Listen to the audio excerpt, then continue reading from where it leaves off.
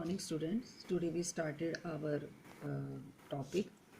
आपका था ये चैप्टर 3 हिस्ट्री। कल हमने रीड किया था। कल मैं एक बार रिवाइज करवा देती हूँ आपको। रूलिंग द कंट्री साइड, ये आपका चैप्टर का नाम था। और देन उसके बाद आपका क्या था जो कल मैंने टॉपिक आपको करवाए, द कंपनी बिकेम द दीवान बंगाल। तो इसके बाद आपका क्या था, रेवेन्यू फॉर द कंपनीज, यानी कि कंपनी को जो है वो रेवेन्यू कलेक्ट करने का जो है वो राइट मिल गया था।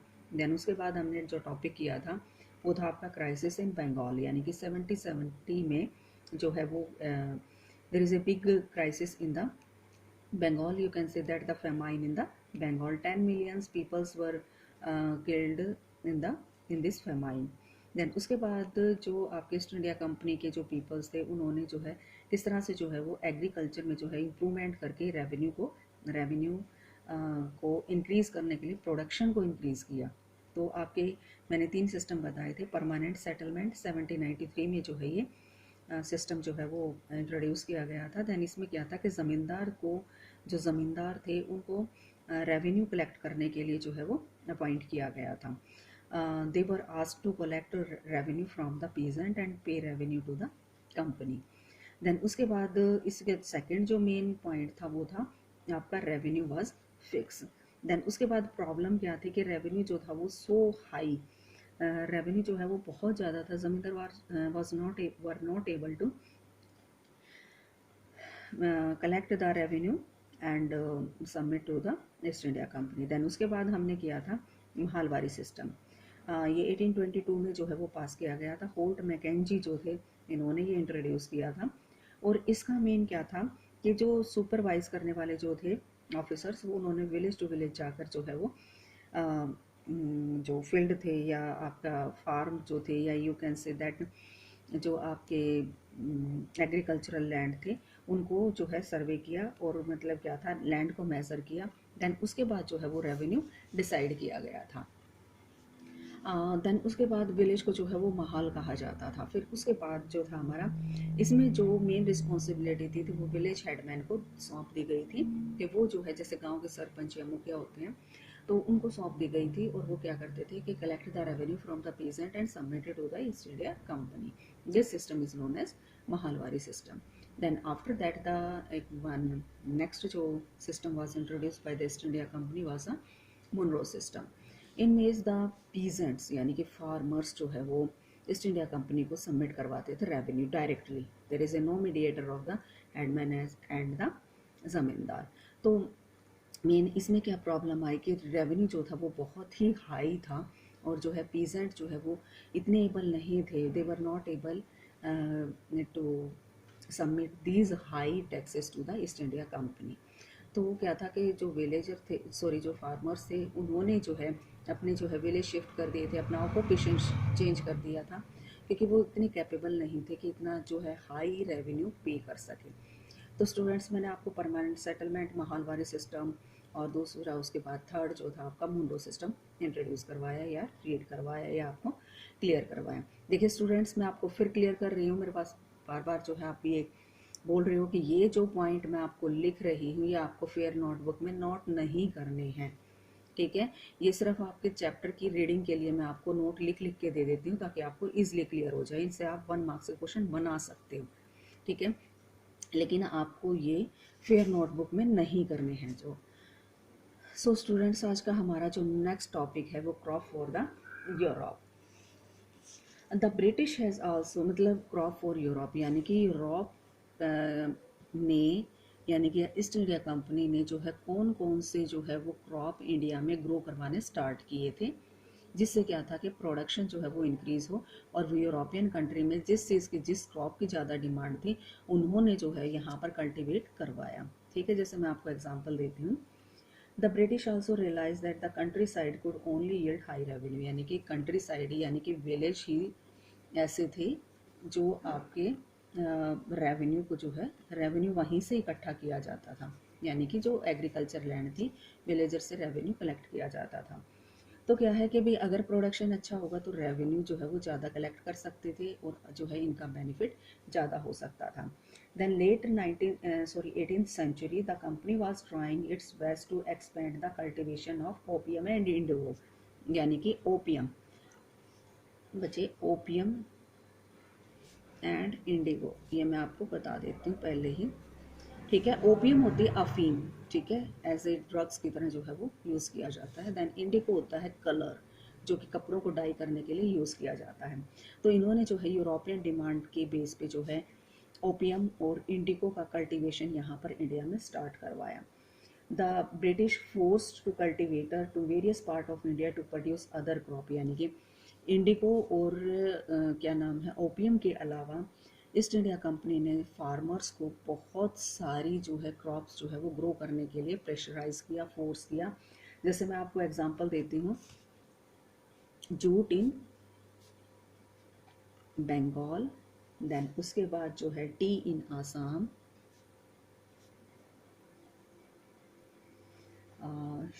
wheat in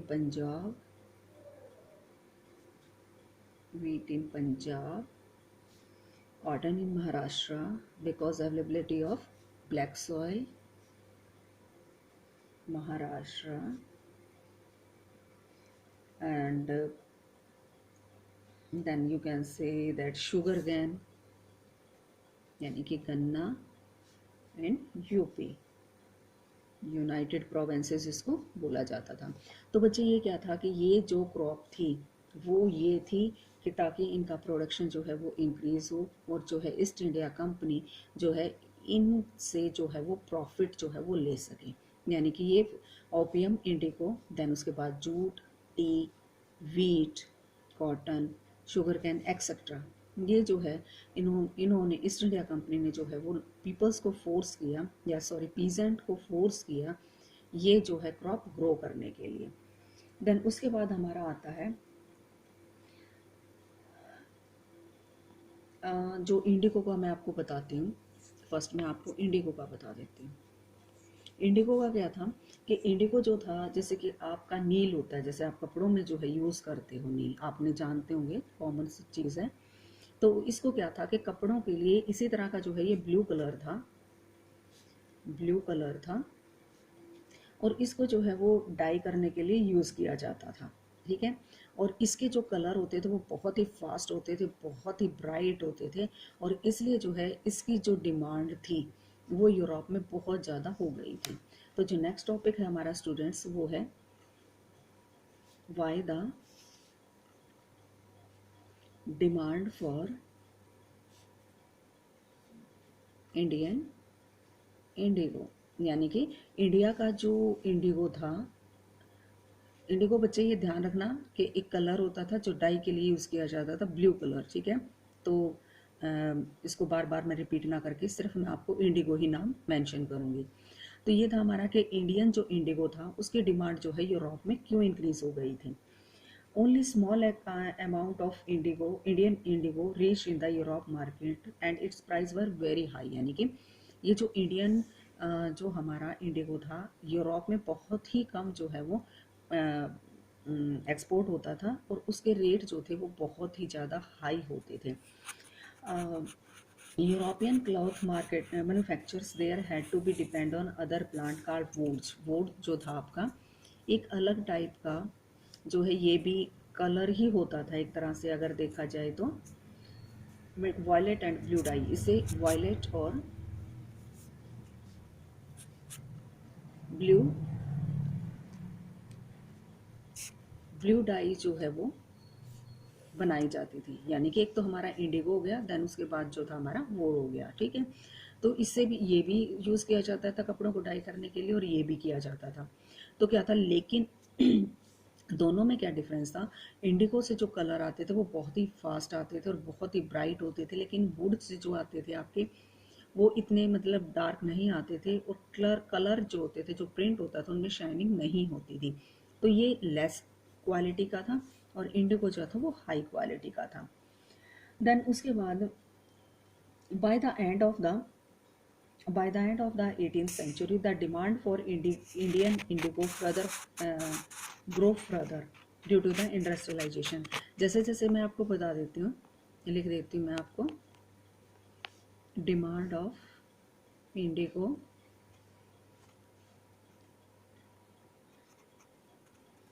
grow faster due to, मैं बताती हूँ आपको किस तरह से ये इंडस्ट्रियलाइजेशन। देखिए बच्चे, क्या था कि जैसे जैसे है ना मशीनरी से जो है प्रोडक्शन इंक्रीज होता चला गया, तो क्या था कि इंडिगो की, यानी कि अगर आप कोई भी अपनी फैक्ट्री में जो है वो या इंडस्ट्री में जो है कोई भी कपड़ा अगर आप मैन्युफैक्चर करते हो, तो डाई के लिए जो है मटेरियल नेसेसरी है। तो इस तरह से जैसे ही आपने यूरोप में, अगर आप हायर क्लास में रीड करोगे, तो आपको पता चलेगा कि जो है इंडस्ट्रियलाइजेशन जो है वो किस तरह से स्टार्ट हुआ था। तो बच्चे आप सिर्फ ये ध्यान में रखें, जब फैक्ट्री एस्टेब्लिश हुई उसको इंडस्ट्रियलाइजेशन बोला जाता है। देन उसके बाद क्या था कि वहाँ पर जो कपड़ा मैन्युफैक्चर किया जाता था, उसमें क्या था कि जो है डाई करने के लिए इंडिगो की डिमांड जो है वो रेगुलरली जो है वो इंक्रीज होती चली गई। Britain began to industrialize and its cotton production expanded dramatically, creating an enormous new demand for cloth dye। यानी कि जैसे जैसे कॉटन क्लोथ जो है वो प्रोडक्शन इनका ज़्यादा होने लग गया, तो क्या था कि उसको डाई करने के लिए जो है उसकी डिमांड भी ज़्यादा होने लगी इंडिगो की। देन उसके बाद आपका क्या था, while the demand for indigo increase, existing supply for the West Indies and America collapse for a variety of reason. यानी कि पहले जो इंडिगो आता था, जो डाई के लिए मटेरियल आता था, वो आपका वेस्ट इंडीज से आता था। देन उसके बाद जो थी अमेरिका से आता था, ठीक है। तो वो मतलब उसकी वैरायटी जो है वो धीरे धीरे धीरे धीरे कम होनी स्टार्ट हो गई। Cloth dyer in Britain new desperately look for new source of indigo supply. तो इनसे सप्लाई बंद होने के बाद इन जो ईस्ट इंडिया कंपनी थी, उन्होंने जो है न्यू प्लेस जो है वो सर्च किए, ताकि जो है इंडिगो की जो है वो डिमांड जो है वो कंप्लीट हो सके, ठीक है। ब्रिटेन टर्न टू इंडिया, यानी नेक्स्ट हमारा जो टॉपिक है कि उनकी वेस्ट इंडीज़ और अमेरिका से इंडिगो की सप्लाई जो है अल्टीमेटली जो है वो कंप्लीट हो चुकी थी, कोलैप्स हो चुकी थी। देन उनको नए प्लेस की जो है वो सर्च थी, ताकि इंडिगो का जो है वो प्रोडक्शन जो है वो करवा सकें। देन उसके बाद जो है इंडिया आपका कॉलोनाइजेशन के अंडर में था, यानी कि ईस्ट इंडिया कंपनी के अंडर में था। तो उन्होंने जो है, नेक्स्ट टॉपिक है हमारा, ब्रिटेन टर्न्स टू इंडिया, यानी कि उन्होंने ईस्ट इंडिया कंपनी जो है वो इंडिया की तरफ उन्होंने टर्न किया इंडिगो के प्रोडक्शन के लिए। Face with the rising demand for indigo in Europe, the company in India look for way to expand the area under indigo cultivation. यानी कि उन्होंने अपना एरिया जो है वो इंक्लूड मतलब एक्सटेंड करना स्टार्ट किया। मतलब उन्होंने ये देखा कि जो है इंडिया जो है वो सफिशिएंट है कि इनकी डिमांड को कंप्लीट कर सके। From the last decade of the 18th century, indigo cultivation in Bengal expanded rapidly and Bengal indigo became the dominant of the world market। यानी कि बंगाल में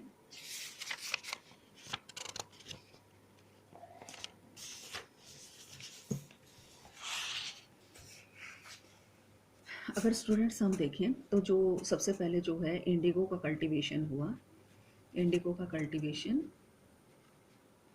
वो आपका बंगाल में हुआ, ठीक है। यानी कि आपको पता है कि बंगाल से ही रेवेन्यू कलेक्ट करने का जो है वो मतलब राइट मिला था। तो बंगाल जो है वो सबसे ज़्यादा, अगर आप कह सकते हो कि भाई प्रॉस्पर्स था, या आप कह सकते हो कि रेवेन्यू कलेक्ट कर सकते थे। तो क्या था कि बंगाल में जो है रेवेन्यू कलेक्ट करने का जो है राइट इन्हें मिला हुआ था, और तो यहीं पर इन्होंने जो है वो बंगाल में सबसे पहले इंडिगो कल्टीवेशन जो है वो स्टार्ट कर दिया था। देन उसके बाद आपका क्या अगर देखा जाए तो 1788 में जो इंडिगो की डिमांड थी वो 30% जो है वो इंडिगो इंपोर्ट किया जाता था इंडिया से, ठीक है। 1788 में 30% किया जाता था।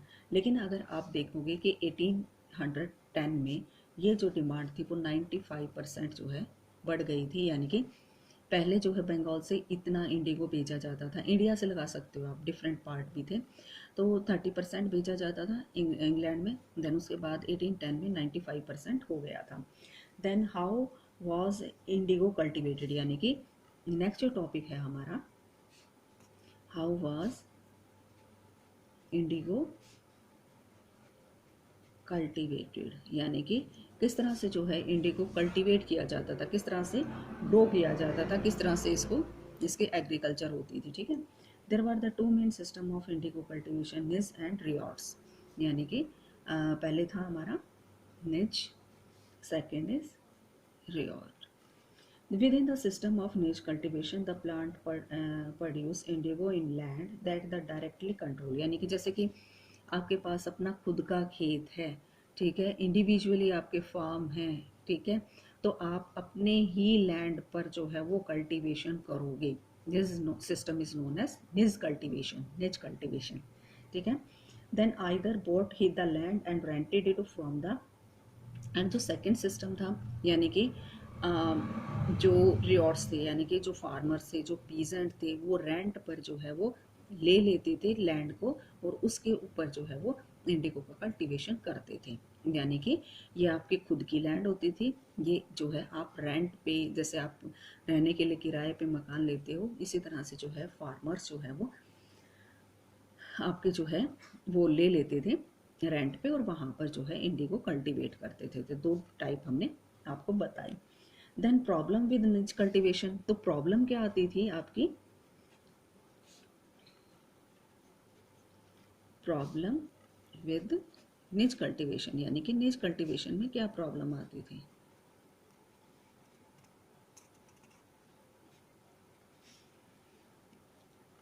The planter found it difficult to expand the area under the niche cultivation. Indigo could be cultivated on a fertile land, यानी कि मैं आपको बता देती हूँ, बेसिकली आपको जो है कि जो आपका इंडिगो का जो कल्टीवेशन किया जाता था, उसके लिए जो है वो फर्टाइल लैंड की रिक्वायरमेंट थी।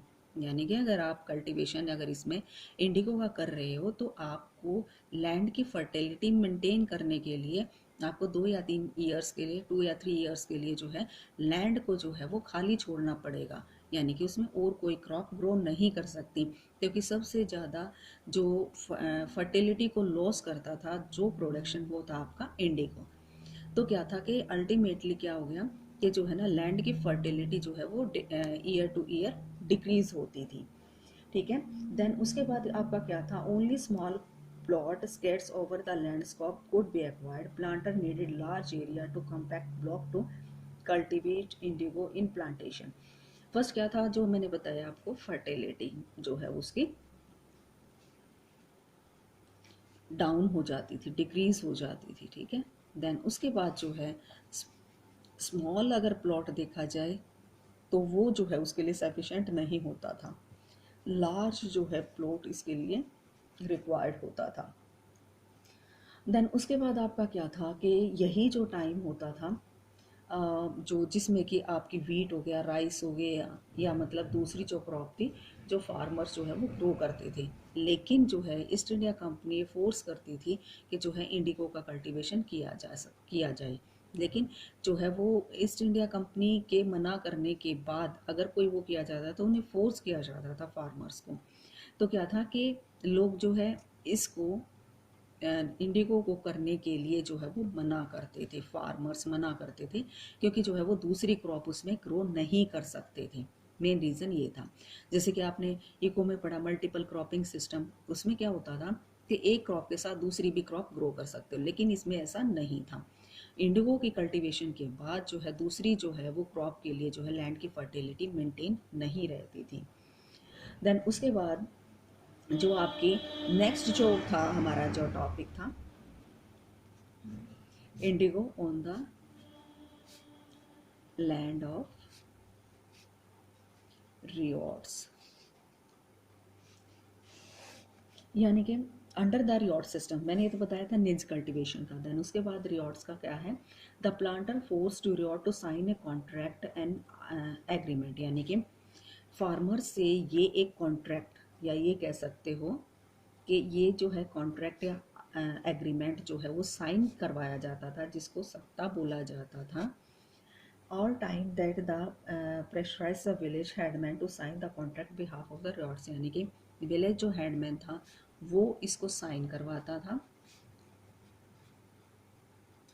Those who sign the contract got cash advance for the, यानी कि जैसे कि मैंने कॉन्ट्रैक्ट लिया है तो मेरे को जो है वो ईस्ट इंडिया कंपनी, या ये कह सकते हो जो मीडिएटर था हेडमैन, वो मेरे को जो है कैश देगा। देन उसके बाद जो है आपका from the planter and low rate of interest to produce indigo, और मतलब जो इंडिगो का कल्टिवेशन होगा वो मेरे को कम बेनिफिट मिलेगा जब मैं उसको सेल करूँगी।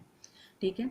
But the loan committed to ryot to cultivate in indigo on the at least 25% of the area under his holding, यानी कि 25% एरिया जो था उसमें जो है वो कल्टिवेट करेगा जो फार्मर्स होगा। ठीक है। The planter provide the शीड and the, देखो मैं जैसे आपको बताती हूँ, सिंपल बता देते हैं आपको। जैसे कि विलेज हेडमैन जो था वो एक कॉन्ट्रैक्ट करवाता था, कॉन्ट्रैक्ट या एग्रीमेंट जो है फार्मर से साइन करवाता था behalf of the East India company. East India company के बिहाफ पे विलेज हेडमैन जो है वो जो है फार्मर से या रियॉट से या पीजेंट से जो है कॉन्ट्रैक्ट साइन करवाता था, सट्टा जिसको बोला जाता था। इसमें क्या होता था कि जो एग्रीकल्चर के लिए जो भी मटेरियल था, ठीक है, वो जो है ईस्ट इंडिया कंपनी ही प्रोवाइड करती थी। ठीक है। जैसे कि आप अपने खेत पे जो है वो प्रोडक्शन कर रहे हो तो उसके लिए सीड जो हो गया या फर्टिलाइज़र वगैरह जो भी हो गया, ईस्ट इंडिया कंपनी ही प्रोवाइड करती थी। The cultivator prepare the soil, मतलब बाकी जो काम होते थे जैसे सॉइल को प्रिपेयर करना, शोर द वी सीड्स एंड, जैसे क्रॉप की जो है क्रॉप को मेंटेन करके रखना, और फिर उसके बाद जो है आपका उसकी हार्वेस्टिंग तक का काम जो होता था वो सिर्फ पीजेंट करता था, यानी कि east India company sources provide करती थी और क्या था कि फार्मर्स जो है ये काम करते थे। When the crop was delivered to the planter after the harvesting, a new loan was given to the reward, यानी कि जब एक बार प्रोडक्शन कंप्लीट हो जाता था, यानी कि पूरी तरह से जो है वो हार्वेस्ट हो चुका था, मतलब फसल जो है इंडिगो की कट चुकी थी, और जो है देन उसके बाद नेक्स्ट जो है वो सिस्टम होता था कि उसको लोन प्रोवाइड किया जाता था, फिर से वही जो है सोर्सेज प्रोवाइड किए जाते थे, फिर से वही इस तरह से जो है वो मतलब प्रोडक्शन करता था। तो क्या था, peasants were initially tempted to the loan, soon realized that how harsh the system, यानी कि उन्हें स्टार्टिंग में तो ये लगा कि ये सिस्टम सही है, लेकिन बाद में उन्हें ये पता चला कि इनको जो है वो टॉर्चर किया जा रहा है। ठीक है। The price they got the Indigo पर प्रोड्यूस वॉज वेरी लो, यानी कि जो उन्हें रेट प्रोवाइड किए जा रहे हैं वो बहुत ही लो हैं। ठीक है। And cycle of lawn never ended, यानी कि एक कॉन्ट्रैक्ट साइन हुआ फिर उसके बाद दूसरा हुआ, इस तरह से पूरे लाइफ टाइम तक जो है इनका ये कॉन्ट्रैक्ट साइन होता रहता था। देखो बच्चे, मैं एक चीज़ और आपको अपनी तरफ से बताती हूँ कि जब ये इंडिगो का कल्टीवेशन करते थे तो दूसरी क्रॉप के लिए जो है वो फर्टिलिटी मेंटेन नहीं रहती थी, तो दूसरी जो क्रॉप थी आपकी वो ग्रो नहीं हो पाती थी, जो कि जो है फैमिली की रिक्वायरमेंट को कंप्लीट करती थी। देन उसके बाद जो उन्हें पे किया जाता था, उनकी जो वेजेस कह सकते हो या उनका अमाउंट जो था वो बहुत ही कम था। तो ये दो ड्रॉबैक थे जिससे कि जो है पीजेंट या रियॉट्स या फार्मर्स जो है इसको करने के लिए रेडी नहीं थे। देन उसके बाद जो हमारा टॉपिक आता है द ब्लू रेबिलियन, यानी कि इसके अगेंस्ट जो है वो किस तरह से जो है वो रिवोल्ट हुआ।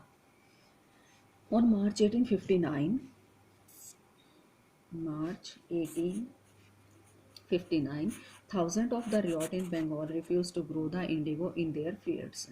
ठीक है। Refuse to pay the planters and attack indigo factories armed with swords and spears, यानी कि इन्होंने जो फार्मर्स थे उन्होंने जो है इंडिगो के कल्टीवेशन के लिए जो है वो बिल्कुल ही मना कर दिया, और क्या था कि वो जो कॉन्ट्रैक्ट थे वो भी उन्होंने उनको फॉलो करना बंद कर दिया। देन उसके बाद जो फैक्ट्री थी इंडिगो की, ठीक है, उसके भी ऊपर उन्होंने अटैक करना स्टार्ट कर दिया। ठीक है। Women turn up the fight with pot pan kitchen implement, यानी कि जो औरतें थी, जो महिलाएं थी, वुमेन्स थी, उन्होंने भी जो है इनके साथ जो है वो पूरा कॉपरेट किया था। देन उसके बाद who work for the planter who socially boycott and the gumashta agent of the who come to plant, जो रेवेन्यू कलेक्ट करने के लिए जो गुमाश्ता आते थे, गुमाश्ता बोला जाता था जो रेवेन्यू कलेक्ट करते थे। ठीक है। एजेंट ऑफ द प्लांटर, मैं लिख देती हूँ आपको, agent of the planters known as gomastas, उन्हें भी बुरी तरह से पीटा गया था। देन उसके बाद क्या था, in 1859 indigo ryots feel that they had to support the local zamindar, यानी कि 1859 में ही जो विलेज हेडमैन, देन उसके बाद ज़मींदार, इन्होंने भी जो है पीजेंट्स को या फार्मर्स को जो है बहुत सपोर्ट किया। ठीक है, तो अब ये क्या था कि विलेज हेडमैन, देन ज़मींदार प्लस पीजेंट प्लस वुमेन जो है वो सभी जो है इस सिस्टम के अगेंस्ट हो गए थे। ठीक है, in indigo peasant also image that the British government would support after them the struggle against the planter, यानी कि इन्हें स्टार्टिंग में लगता था कि ईस्ट इंडिया कंपनी जो है इन्हें सपोर्ट करेगी और जो है वो क्या नाम है, ये फिर से सिस्टम जो है वो अपनी लैंड पे जो है सेम जो है वो प्रोडक्शन कर पाएंगे। तो क्या था, ये जो है वो ऐसा नहीं हो पाया। वरिड तो क्या था कि छोटी छोटी जो प्लेस थे वहाँ पर जो है वो रेबिलियन जो है रेबिलियन जो है वो स्टार्ट हो गया था, विद्रोह जो है वो स्टार्ट हो गया था। तो ईस्ट इंडिया कंपनी को बहुत ही ये लग रहा था कि अब जो है वो इंडिगो का कल्टीवेशन नहीं हो सकता। देन उसके बाद उन्होंने क्या किया कि जो है कि रिवोल्ट जो है वो हाई लेवल पे ना इंक्रीज हो सके। Then worried about the rebellion, the government bought the military to protect the planter from the assert the settle the indigo commission, यानी कि एक मिलिट्री जो है वो एस्टेब्लिश की ताकि जो है इस रिवोल्ट को जो है मतलब सॉर्ट आउट किया जा सके या इसको ख़त्म किया जाए। एक तो मिलिट्री जो है एस्टेब्लिश की, देन उसके बाद आपका क्या था, इंडिगो कमीशन जो है वो एस्टेब्लिश किया गया ताकि जो है इसकी इंक्वायरी की जा सके कि जो ये रिवोल्ट हो रहा है वो सही है या गलत है। तो देन उसके बाद द कमीशन जो कमीशन था हेल्ड द प्लांटर गिल्टी, और मतलब जो है जो कमीशन जो एस्टेब्लिश किया गया था उसके का डिसीजन ये निकला कि जो प्लांटर थे उनको ही जो है वो ब्लेम किया गया। ठीक है, क्रिटिसाइज यानी कि उनकी आलोचना की गई, उनकी बुराई की गई प्लांटर की। ठीक है, क्रिटिसाइज द प्लांटर। देन उसके बाद it declare that indigo production was not profitable for ryots. Then उसके बाद जो है ये रियलाइज़ किया गया कि जो इंडिगो का कल्टीवेशन है वो प्रॉफिटेबल नहीं है, उसका कोई फ़ायदा नहीं है रियॉर्ड्स के लिए। तो ये लास्ट में कंक्लूज़न निकाला गया, इस कमीशन ने ये कंक्लूज़न निकाला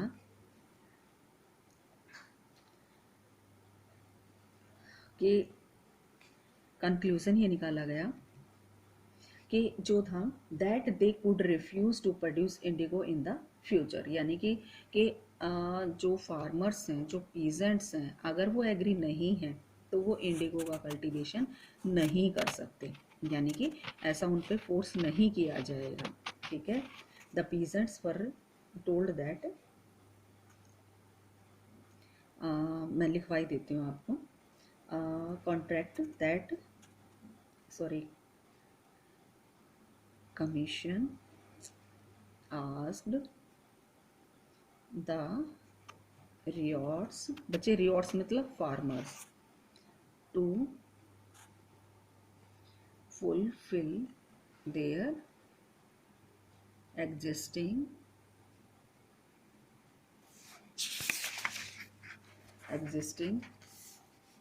देयर कॉन्ट्रैक्ट्स। ठीक है, बट फुलफिल अपने कॉन्ट्रैक्ट को कर सकते हैं। And told them they could refuse to produce indigo in future, यानी कि वो रिफ्यूज़ कर सकते हैं कि वो इंडिगो का कल्टीवेशन अपनी फील्ड में नहीं करेंगे। After the revolt indigo production collapse in Bengal, यानी कि बंगाल में कोलैप्स हो गया था। देन इसके बाद ये इंडिगो का कल्टीवेशन कोलैप्स्ड इन बंगाल। ठीक है, तो क्या था कि इस तरह से जो है देन उसके बाद आपको पता है कि आप 10th में भी पढ़ोगे कि महात्मा गांधी जो थे वो इंडिया में आए थे। देन उसके बाद जो आपका चंपारण बिहार में जो था आपका जो प्लेस था, अफ्रीका से आए थे। देन उसके बाद यहाँ पर जो फर्स्ट इनका मूवमेंट स्टार्ट हुआ था वो आपका था चंपारण। यहाँ पर जो थे, जो इंडिगो के लिए जो प्लांटर्स जो स्ट्रगल कर रहे थे, ठीक है, उनको जो है गांधी जी ने पूरा सपोर्ट किया, और गांधी जी की सपोर्ट्स की वजह से ही जो है ये आपकी प्रॉब्लम जो है वो सॉल्व हो पाई। और फार्मर्स को जो है ये छूट दे दी गई कि अगर आप इंडिगो का कल्टीवेशन करना चाहते हैं तो ठीक है, अदरवाइज़ आप अपनी दूसरी क्रॉप भी ग्रो कर सकते हैं। ठीक है।